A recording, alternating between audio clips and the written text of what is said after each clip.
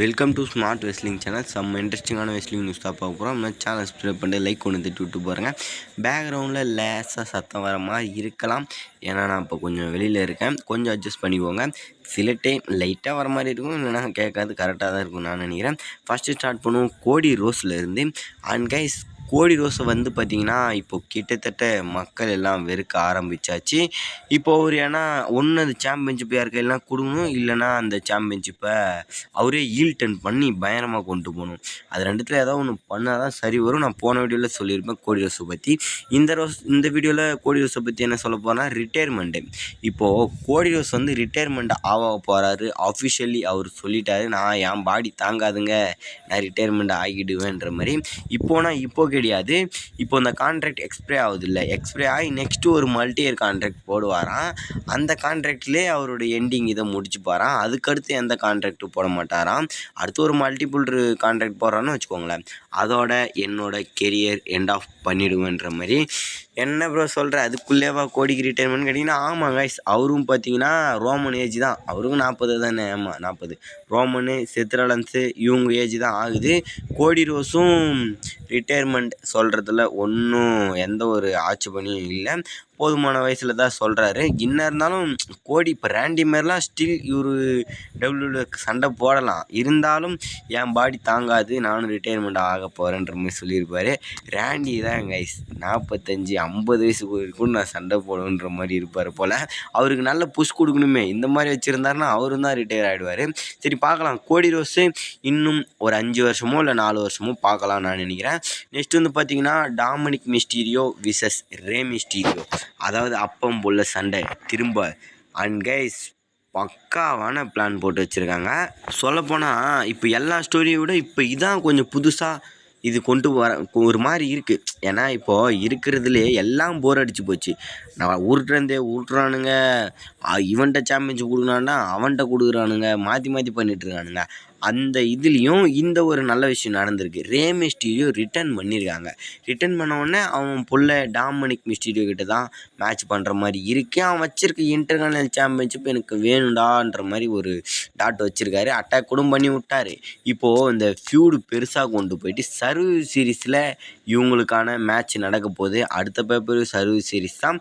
இன்னும் கிட்டத்தட்ட ஒரு 26 நாட்கள் இல்லை 25 நாட்களோ என்னமோ தான் இருக்குது சர்வீஸ் சீரீஸுக்கு. அதனால் பார்த்தீங்கன்னா ஸ்டோரி டெவலப் பண்ணுவாங்க, ஒரு பக்காவாக இருக்கும். ஆல்ரெடி நடந்திருந்தாலும் இந்த ஸ்டோரி இது கொஞ்சம் நல்லாவே இருக்கும் தான் நான் நினைக்கிறேன். முன்னே அதிக இன்வால்மெண்ட் இருக்கும் ஜட்மெண்ட்டோட இன்வால்மெண்ட். இப்போ ஜட்மெண்ட்டே இருந்தாலும் அவங்க இன்வால்மெண்ட் அதிகமாக இருக்காது. ஏன்னா டாமினிக் மிஸ்டீரியோ இப்போ பண்ணுற டைட்டில் டிஃபெண்டிங் எல்லாமே ஜட்மெண்ட்டோட ஹெல்ப்லேயே பண்ணலை, அவர் தனியாக சீட் பண்ணி பண்ணுறாரு. அப்படி இல்லைனா இந்த எல் கிராண்டோ அமெரிக்கானோ அந்த டீம் வச்சு தான் பண்ணுறாரு தவிர ஜட்மெண்ட்டே வச்சு பண்ண மாட்டாரு. அதை வச்சு பார்க்கும்போது இப்போ இந்த மேட்ச்லேயும் இந்த எல் கிராண்டோ அமெரிக்கான ஸ்டோரி லைன் பக்கம் ஈத்து விட்றாங்களோ ரே மிஸ்டீரியோ இந்த மேட்ச் முடிஞ்சதுன்னு தோணுது. ஒன்று இந்த எல் கிராண்டோ அமெரிக்கான பக்கம் அந்த ஸ்டோரி ஈத்து விட்ருவாங்க, அப்படி இல்லைன்னா டாமினிக் மிஸ்டீரியோ வச்சுருக்க சாம்பியன்ஷிப்பு தலைவன் வாங்குற மாதிரி இருக்கும். இது பார்த்திங்கன்னா எல்லாம் எதிர்பார்த்தது. ஜான்சினா கூட இந்த டைட்டில் டிஃபெண்டிங் நடக்கும்னு எதிர்பார்த்தோம், பட் ரே மிஸ்டீரியோ வந்திருக்காரு. பார்க்கலாம் எந்த மாதிரி ஸ்டோரி கொண்டு போகிறாங்கன்னு. நான் ரொம்ப ஹாப்பியாக இருக்கேன் ரே மிஸ்டீரியோ ரிட்டர்ன் பண்ணதில். அவரும் பார்த்தீங்கன்னா இன்னும் சில வருடங்களில் ரிட்டையர்மெண்ட் ஆகிடுவார். நெக்ஸ்ட் வந்து பார்த்தீங்கன்னா Drew McIntyre. And guys, Drew மேக்கின்டையரை பற்றி பேசணுன்னா நிறைய பேசலாம், ஏன்னா அவர் பண்ணாத சாதனை இல்லை, சரித்திரம் இல்லை. இப்போ வந்து கான்ட்ராக்டை பற்றி சில இஷ்யூஸ் நடந்திருக்கு. கான்ட்ராக்டில் வந்து பார்த்திங்கன்னா நான் திரும்ப சைன் பண்ண மாட்டேன்டான்ற மாதிரி சொல்லியிருக்காரு. வருஷம் பார்த்திங்கன்னா இந்த பிரச்சனை வருது. ஏன்னா பார்த்திங்கன்னா ட்ரூ மேக்கின்டையருக்கு ஏற்ற மாதிரி டபிள்யூ பண்ணலை கைஸ். போன டைமு நான் இல்லைடா ஆனால் உங்களுக்கு டபிள்யூ விட்டு போகிறேன்னு சொன்னதுக்கு ராக்கு தான் கொஞ்சம் காசு மேலே கொடுத்து அப்படின்னு காசு கொடுத்து மேலே கொண்டு வந்தாங்க. இப்போ ட்ரூ மேக்கின்டையருக்கு பிரச்சனை என்னன்னா, எனக்கு நீங்கள் சாம்பியன்ஷிப் கொடுக்காட்டி போங்க, அதெல்லாம் இல்லை, நான் எவ்வளோ வாங்கிக்கிறோமோ அவ்வளோ வாங்கிக்கிறேன், எனக்கு சம்பளம் கொஞ்சம் ஏற்றி கொடுங்க அப்படின்ற மாதிரி கேட்டிருக்காங்க போல்.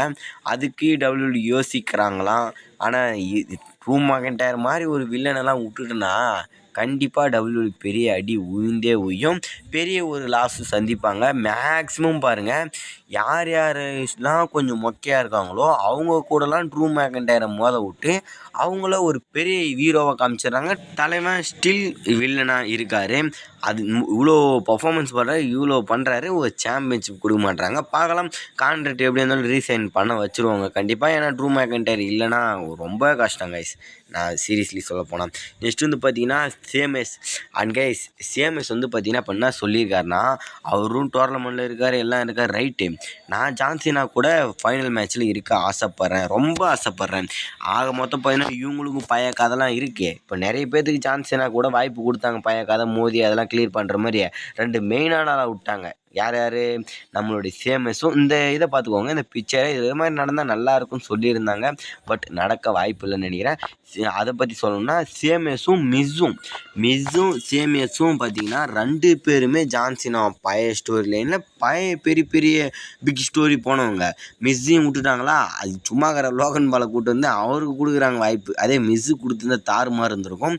இதே ஏஜ் ஸ்டைலுக்கும் கொடுக்க யோசிச்சிருப்பானுங்க. மக்கள் கத்தியே ஏஜ் ஸ்டைல் கூட கொடுக்குறீங்களான்னு சொல்லியே பார்த்தீங்கன்னா ஏஜ் ஸ்டைல் கூட மேட்ச் பண்ண வச்சாங்க. அதுதான் பார்த்தீங்கன்னா தாறுமாறான மேட்ச் நடந்திருக்கும் தரமாக. இங்கே அது மாதிரி தான் சேமஸ் விருப்பப்படுறாராம். நான் அவர் ஃபைனல் மேட்ச்சில் இருந்தால் நல்லாயிருக்கும். ஏன்னா இப்போ என்ன கைஸ், இதுக்காக நடத்த மாட்டாங்க, நடத்த வாய்ப்பு இருக்கான்னு கேட்டிங்கன்னா, ஏன்னா சேமஸ் இப்போ சும்மா தானே வச்சுருக்காங்க. இந்த மிட் கார்டை கூட ஒரு மாதிரியாக தானே காட்டுறாங்க. நல்லா மெயின் கார்டில் காட்டுற மாதிரியா இருந்தால் கண்டிப்பாக ஜான்சனை கூட சொல்கிற மாதிரி நடக்கும். பார்க்கலாம், ரிட்டையர்மெண்ட்டில் மக்கள் மேபி விருப்பப்பட்டால் அந்த மேட்ச் நடக்கும். யார் யார் விருப்பப்படுறீங்களோ ஒரு ரெட் கலர் ஆட்டை கமெண்ட் பண்ணுங்கள். நானாக விருப்பப்படுறேங்க சேமஸ் ஃபைனல் ஆப்போனன்ட் இருக்கணும், இல்லை எட்ஜி ஃபைனல் ஆப்போனண்ட்டாக இருக்கணும். பார்க்கலாம். நெக்ஸ்ட் வந்து பார்த்தீங்கன்னா ஸ்மாக் டவுனை பற்றி பேசியே ஆகணும். ஸ்மாக் டவுன் ரொம்ப லோவஸ்ட்டில் போயிட்டுருக்கு. இப்போது ரீசெண்டாக நடந்த ஸ்மாக் டவுன் இருக்குல்ல, இந்த சாட்டர்டே நைட் முன்னாடி நடந்த 4200 டிக்கெட்டு தான் அவ்வளோ மக்கள் தான் இருந்திருக்காங்க. அது இல்லாமல் சாட்டர்டே நைட் மெயின் ஈவெண்ட்லேயும் 8000 புக் பண்ணியிருக்காங்க போல். 8000 சில்லற 7800 பேர் தான் வந்திருக்காங்க. அதுக்கப்புறம் மண்டே நைட்ரால் கொஞ்சம் சரிவு. இப்போ வரப்போகிற ஸ்மாக் டவுன்லேயும் சரிவாகும், ராவ்லேயும் சரிவாகும், அதுக்கு அடுத்தடுத்து போகிறப்போதுலேயும் சரிவாகினே இருக்கும். ஏன் இந்த சரிவு? ஸ்டோரி லைன் நல்லா இல்லை. அது ஸ்டோரி லைன் நல்லா இருக்கே இல்லை கைஸ், ஆடியன்ஸ் வந்து பார்த்துருவாங்க மோஸ்ட்லி. இவனுங்க டிக்கெட் ப்ரைஸை ரொம்பவா ஏற்றினு போயிட்டுருக்கானுங்க. அதான் சொல்லியிருந்தார்ல ஒரு இன்டர்வியூவில், நாங்கள் WWE ஒரு பிஸ்னஸ் ரீதியாக கொண்டு போக போகிறோம்.